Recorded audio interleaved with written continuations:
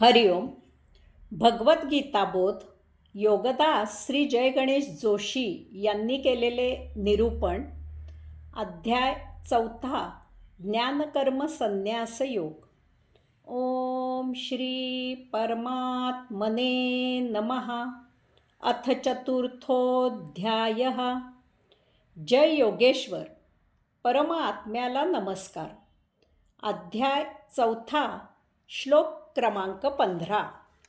एवं ज्ञात्वा कृतं कर्म पूर्वेरपि मुमुक्षुभिः कुरु कर्मेव तस्मात् त्वं पूर्वे पूर्वोत्तरं कृतम्.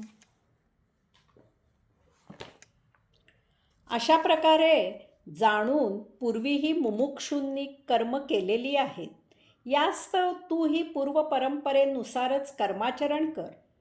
येथे भगवंत श्री अर्जुनाला पूर्वजांच्या कर्माचरणाचा दिलासा देत आहेत. ते अर्जुनाला सांगत आहेत की तुझ्या आधी पूर्वीही या प्रकारे जाणूनच कर्म केले गेलेले आहे. 9व्या श्लोकापासून भगवंत श्री अर्जुनाला जे कर्मज्ञान देत आहेत त्या प्रकरणाची येथे सांगता होत आहे. हा ज्ञानकर्मयोग आहे. ज्ञानकर्मयोगाद्वारे ज्ञानाने जाणून कर्म केल्याने कर्माच्या कर्तृत्वाचा अभिमान गळून पडतो आणि त्यायोगे फळाची आसक्ती नष्ट होते. तसेच त्यातील कर्मयोगाने फलेच्छेचा त्याग होतो आणि त्यायोगे कर्माच्या कर्तृत्वाचा अभिमान गळून पडतो. असा हा ज्ञानकर्मयोग समजून जाणून उमजून कर्माच्या फळाच्या आसक्तीपासून दूर ठेवणारा आणि त्याचबरोबर निष्काम कर्म करवून घेणारा आहे.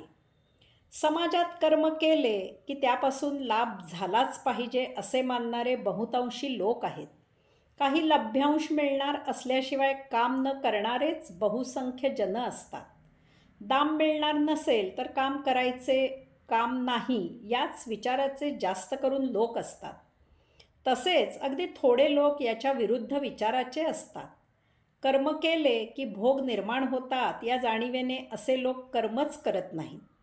कर्म केले की भोग निर्माण होऊन ते संचित संपुष्टात आणण्यासाठी जन्ममरणाचे फेरे घेत बसावे लागते. मग यावर एक सोपी युक्ती ते योजतात. ते कर्मत्याग करतात. अशा प्रकारे लाभ नसेल तर कर्म न करणारे आणि भोग टाळण्यासाठी कर्मत्याग करणारे असे दोन्हीही प्रकारचे लोक अज्ञानी असतात.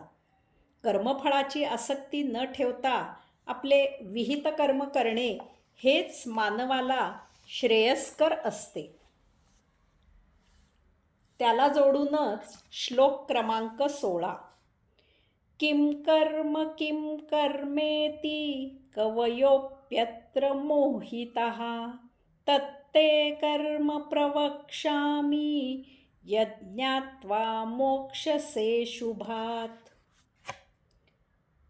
कर्म म्हणजे काय, अकर्म म्हणजे काय याबद्दल बुद्धिमान लोकही संभ्रमात असतात. मी तुला हे कर्मतत्व नीट समजावून देतो म्हणजे तू या भवसागरातून तरुण जाशील. भगवंत श्री म्हणत आहेत की कर्म आणि अकर्म याची कवीना म्हणजे विद्वानांना सुद्धा योग्य प्रकारे माहिती नाही. तेही याबाबत संभ्रमात आहेत. कर्म आणि अकर्म यांची व्याख्या ठरविणे अवघड आहे. एका विशिष्ट साच्यातून कर्म गेले की त्याचा प्रकार अमुक असे सांगणे शक्य नाही. बुद्धिमान लोकांची हीच मोठी अडचण आहे. व्याख्या ठरविल्याशिवाय बुद्धिमान लोकांचे पान हलत नाही. ते म्हणतात की कायदा करा, मग आम्ही सांगू की घडलेली घटना योग्य आहे की अयोग्य आहे. अगोदर कर्म आणि अकर्म याची व्याख्या करा, चौकटीत सर्व काही बसवा, मग आम्ही त्या पुस्तकात पाहून कर्म किंवा अकर्म कोणत्या चौकटीत बसते आहे ते ठरवू. परंतु कर्म किंवा अकर्म भौतिकाशी निगडीत असूनही ती भौतिक गोष्ट नाही. ही तर आध्यात्मिक गोष्ट आहे. हे मोठं विलक्षण आहे. यामुळे कर्म म्हणजे काय, अकर्म म्हणजे काय याबद्दल बुद्धिमान लोकही संभ्रमात असतात. सर्वसाधारणपणे आपण ज्या दृश्य हालचाली करतो त्या कर्म म्हणून ओळखल्या जातात. याचा अर्थ जेव्हा शरीराकडून काही हालचाल होते तेव्हा त्याला कर्म असे म्हटले जाते. परंतु भगवंत श्रींनी काये वाचे आणि मने ज्या हालचाली होतात त्या सर्वांना कर्म असे म्हटलेले आहे. अशा प्रकारे प्रत्यक्ष आणि अप्रत्यक्ष अशा सर्व हालचालींना भगवंत श्री कर्म असेच संबोधितात. काये वाचे आणि मने कर्म होत असल्यामुळे एक वेगळीच गोष्ट घडते. एखादा लबाड जेव्हा त्याची लबाडी झाकली जावी म्हणून देवपूजा करतो तेव्हा ते कर्म सात्विक न होता तामस होते. किंवा तो जर संसाराला उपयुक्त गोष्टी विपुल प्रमाणात प्राप्त व्हाव्या अशा इच्छेने जेव्हा देवपूजा करतो तेव्हा देवपूजा सात्विक न होता राजस होते. परंतु तो जेव्हा देवपूजा करायची म्हणून देवपूजा करतो तेव्हा ती देवपूजा सात्विक होते. आता याही पुढे एक पाऊल अजून शिल्लकच असते. जेव्हा एखाद्याकडून देवपूजा घडते अगदी त्याच्याही नकळत तेव्हा ते तामस राजस सात्विक याच्या अतीत आध्यात्मिक कर्म किंवा अकर्म होते. आपल्याकडून एक गोष्ट कर्माबाबत घडत असते ती समजणे फार मोलाचे आहे. आपण जेव्हा कर्म किंवा अकर्म करत असतो तेव्हा ते बाह्य असते. याचाच अर्थ ते कर्म किंवा अकर्म नसते तर ती एक प्रतिक्रिया असते. समजा आपण कचेरीत काम करत आहोत. आपण कचेरीत काम पैसे मिळविण्यासाठी करतो. म्हणजे पैसे मिळविणे या आपल्या हेतूची कचेरीत काम करणे ही प्रतिक्रिया असते. याचा अर्थ आपले कचेरीत काम करणे हे कर्म नसते. तसेच आपण भरपूर पैसे साठले म्हणून स्वेच्छानिवृत्त होतो किंवा आपले वय झाले म्हणून आपल्याला निवृत्त करण्यात येते. याचा अर्थ आपल्याला पैसे मिळविण्याची गरज उरली नाही याची प्रतिक्रिया म्हणजे आपली स्वेच्छानिवृत्ती असते.